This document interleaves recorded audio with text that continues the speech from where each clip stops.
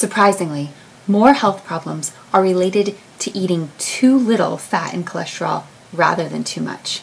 In fact, conclusive studies have shown in the past 10 years that the amount of cholesterol that we eat is not related to the amount of cholesterol in our blood, and the amount of saturated fat that we eat does not increase our cholesterol in the long term, although it may do it in the short term.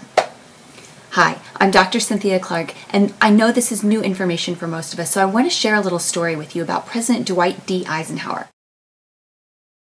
On a fall day in 1955, President Eisenhower ate a hamburger, he played a round of golf, and he had a heart attack.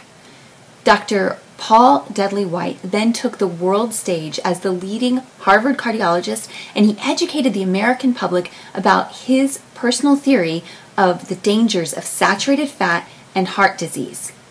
These were only his personal theories at the time. America got the message though, and for the next 50 years, we took fat out of our diets and we replaced it mostly with carbohydrates. When we did that, we introduced a tremendous amount of carbohydrates to our diets over time. Now let's go back to President Eisenhower. Most people then ask, well, what kind of a heart attack risk was he? And the fact of the matter is that he wasn't a heart attack risk at all. In fact, he had no heart disease in his family. He ate a very clean diet. He was the optimal weight for his height. He had stopped smoking 6 years before. He exercised every single day, and his blood pressure was monitored regularly, as you might expect from the office of the president, and it was rarely elevated. From 1955 to 1961, he took the fat completely out of his diet.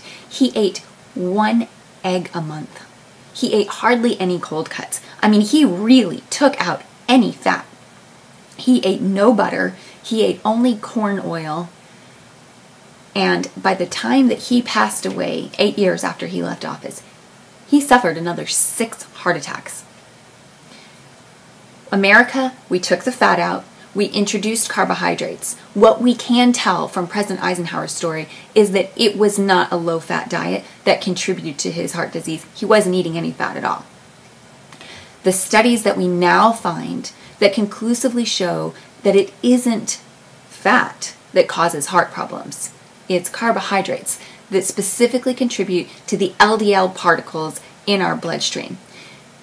America dedicated itself to understanding the multi-generational relationship between dietary fat and heart health. And in fact, in the 1950s, the Framingham study was born. Now this takes place in Framingham, Massachusetts, and it's fascinating. The entire town of Framingham, Massachusetts, for 3 generations has been charting all of their food intake, and that's been compared to their longevity, their heart health, their quality of life, and to their weight over 3 generations.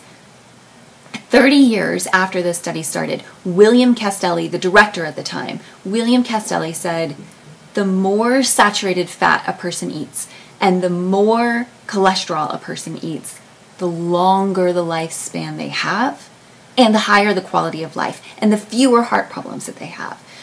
So, I submit to you that the great news is fat is really good for you. Now, when I say this, I don't mean pizza and french fries, because a lot of people get really excited about that. What I do mean is healthy fats. Now, there are 3 fats that you want to avoid, and they are hydrogenated fat or trans fats. They are fats that are high in omega-6s or rancid oils.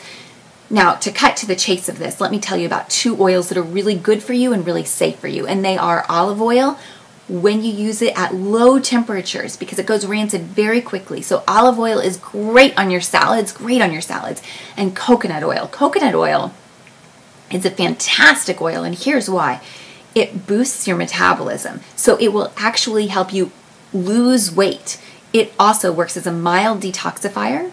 It is an Alzheimer's preventative, and it's a medium chain fatty acid, which means that your body recognizes it and it helps your body to regulate its blood sugar.